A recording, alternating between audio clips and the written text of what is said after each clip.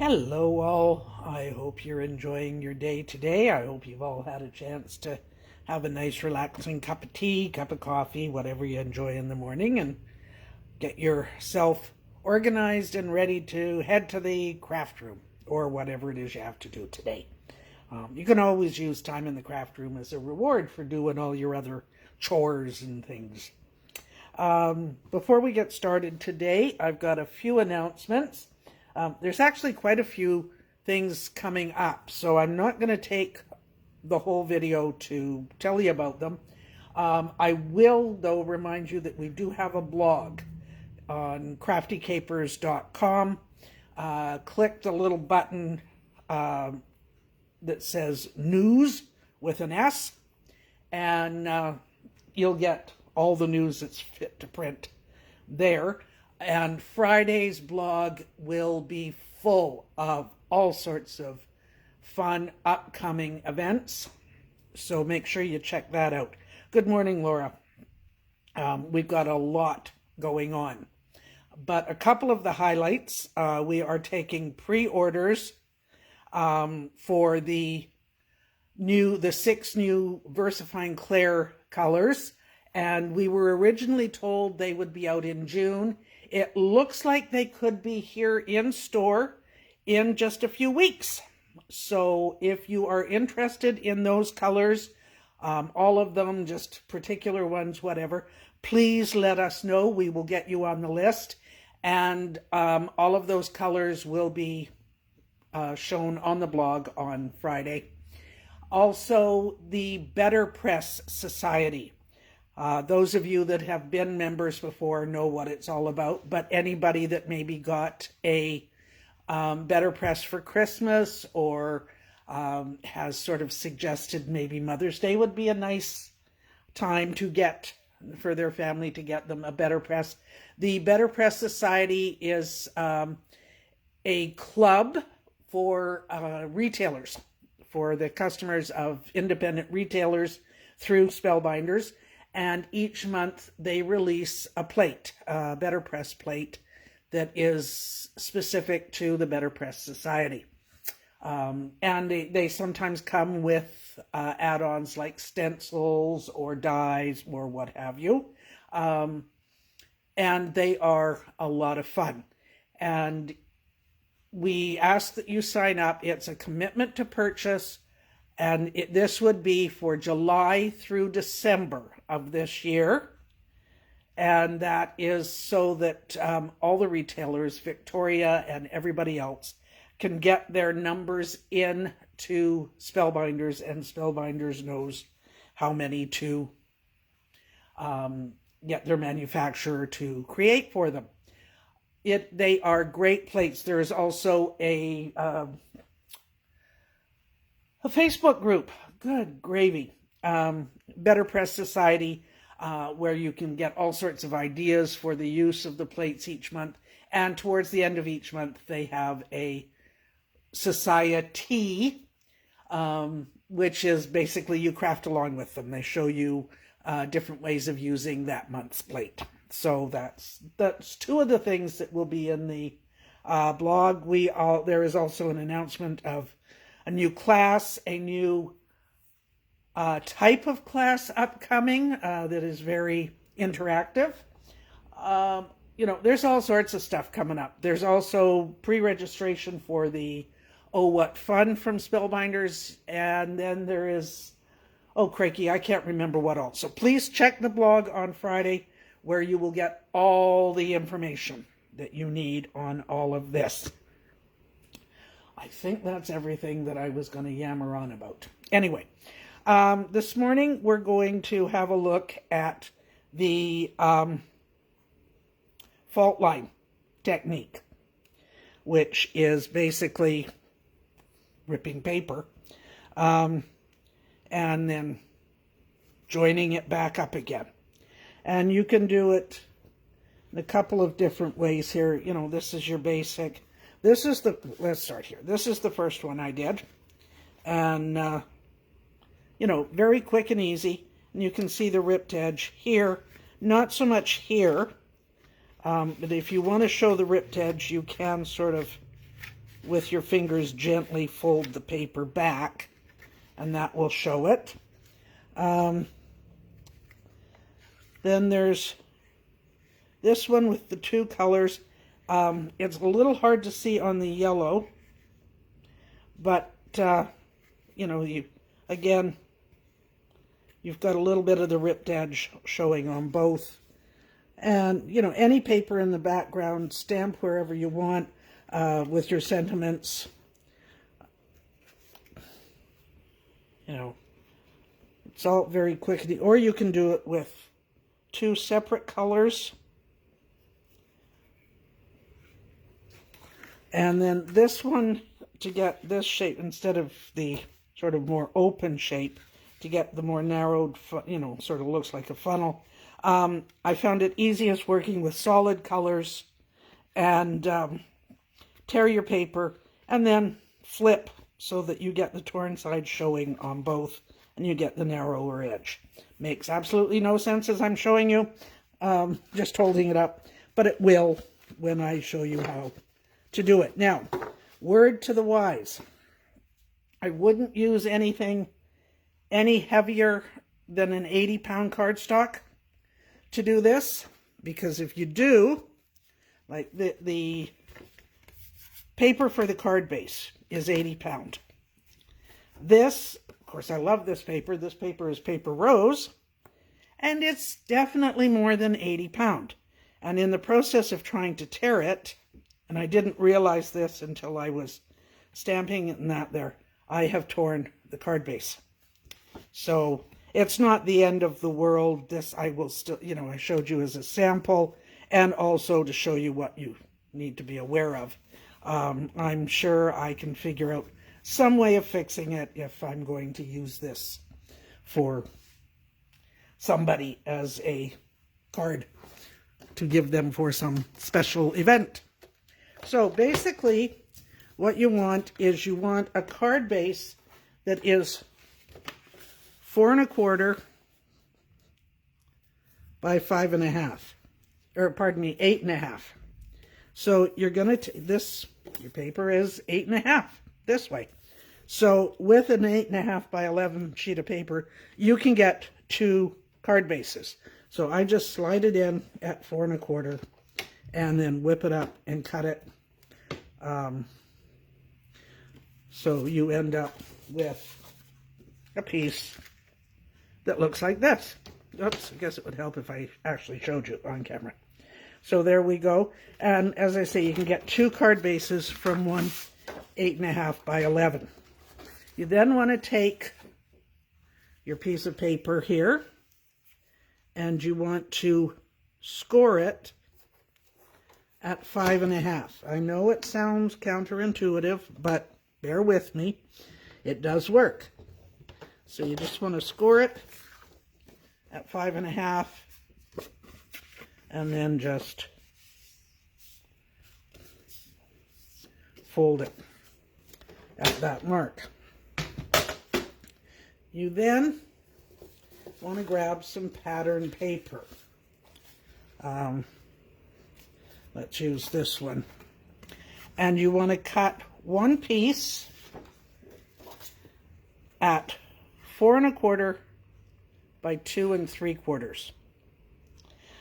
Double-sided paper is great because you can use just the other side to back this, or, you know, if you want completely different, go for it. So you then take the 4 1/4 by 2 3/4 piece, open your card base up, and hold this on here. Now it will go right across, but it does not go top to bottom, so sort of get it where you want it, and then hold it, and you're going to have to watch, and then very slowly start tearing. This is where don't use anything any heavier than an 80 pound in either one of these comes into play. So you just slowly start tearing, and you're holding it as you go. And I have had them really slide on me and just sort of adjusted them back, and it seems to work. But so you sort of start up here, and yeah, this has gone wonkety on me already. Sort of start up towards the top of the right, or left, whatever. Start at the top and aim for towards the bottom. And just very carefully, there we go. So now you've got your card divided. What we're going to do is we're going to take this piece and we're going to put it underneath. And we're just going to decide, you can, at this point I usually fold it to see, how much I want showing.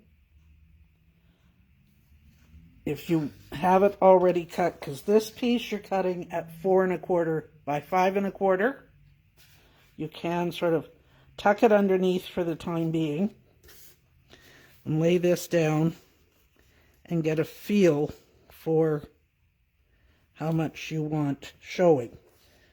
And then you take this bit, and same thing, you're just putting your cardstock, your pattern paper in behind your solid color here. And there you go. If you want a lot of space, then leave it like that. If you want a little less space, adjust your torn pieces. It just depends on the vision you have for your card or what you like. If you really like the pattern paper and want more of it to show, then show more of it. So once you've decided how much of this you want to show, I flip it over. Actually, no, I don't. I find it easier if I leave this flat and flip this over. And then take my glue and just put a little bit of glue along here. You don't need a lot. And I tend not to go too close to the top for whatever reason. And then just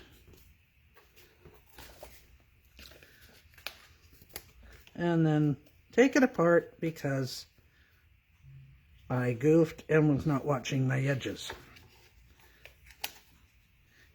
That's the nice thing about glue. You've got a couple minutes to adjust.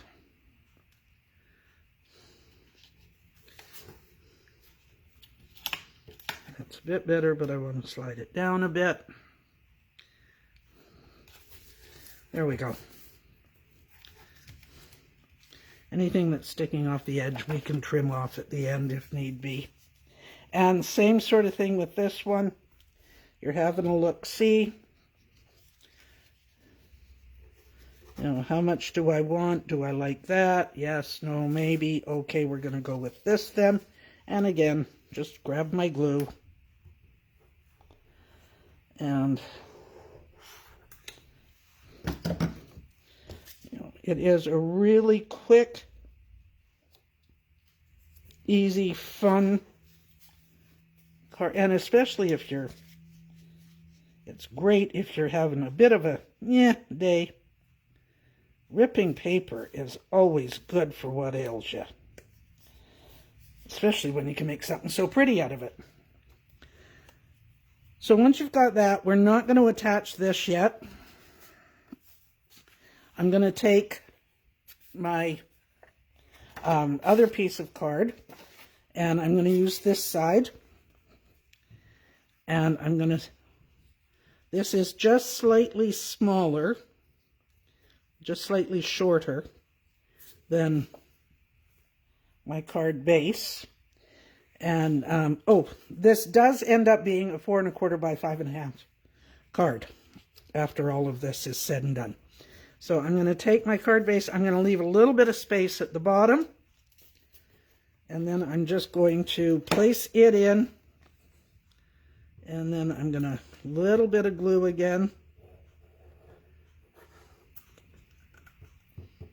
There we go. Fold this down.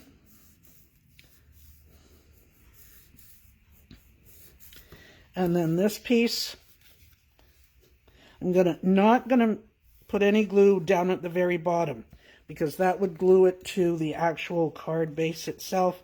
So I'm gonna make sure I'm keeping my glue. The lowest I'm gonna go is where the two pieces of card meet.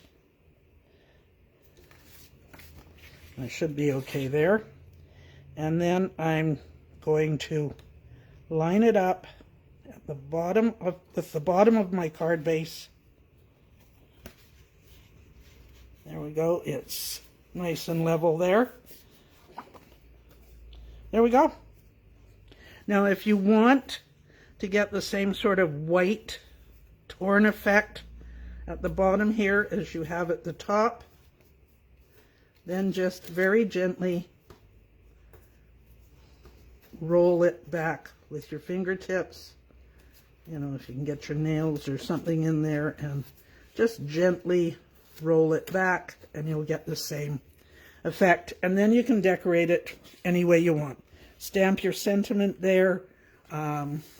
Just stamp anything at all that you want. I have used, you know, just simple stamps. Just stamp to sentiment and a few embellishments on this one. Sort of a sentiment, some butterflies, and a few embellishments on here. This one I haven't really, I've just stamped it up a bit, come up with a sentiment when the time comes. And this one, yeah, this one is the one where I took the two solid colors and then just sort of turned them so that the torn edge showed on all of them, and then you get the more narrow opening. It looks more like a funnel type thing. Really quick and easy. As I was getting set up this morning, I thought, I wonder, because of course you do get the opposite side if you're using double-sided paper. You do get the opposite side on the inside of your card, which is fine. It makes the inside of your card very pretty.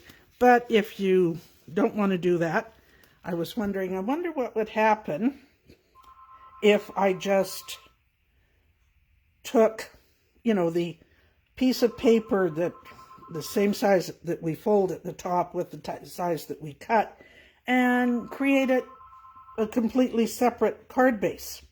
I think I'm going to play with that, and I'll let you know what happens. So there we are, ladies. Thank you so very, very much for hanging out with me this morning. As I say, please keep an eye on the blog on Friday. There are so many fun things coming up at Crafty Capers. You won't believe it. So please check it all out. And I look forward to seeing some of you in the store today. Oh, and don't forget, as of Monday of next week, we are closed on Mondays going forward. Okay? So thanks a lot, ladies. Have a fantastic day. Talk to you all real soon. Bye for now.